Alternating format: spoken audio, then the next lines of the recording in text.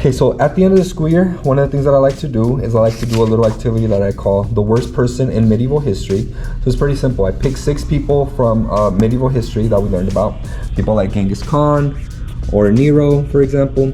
And what they do is I make 6 groups of 6, and they have to read this little reading sheet about each of these 6 people. And while they're reading it, they're answering some questions about each of these individuals, right? So these this worksheet and the reading sheets can be found in the description of this video.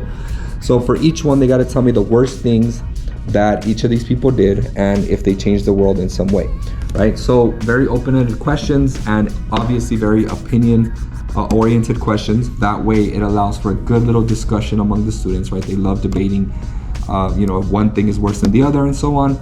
And at the end, right, of the 5 minutes, they have to switch the papers, right? So not themselves, but the papers are the ones that move, just to make things run a little quicker, smoother.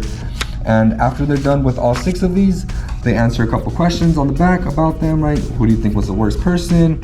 Who had the biggest influence? What are some commonalities between each of these 6 figures? And again, it leads to some pretty good discussions with the groups.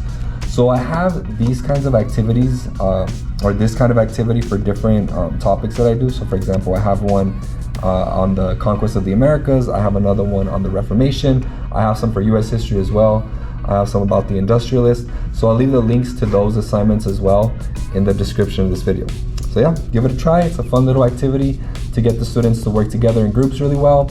Each of them gets a little reading sheet, and they're supposed to work together to come up with their answers. So yeah, give it a try.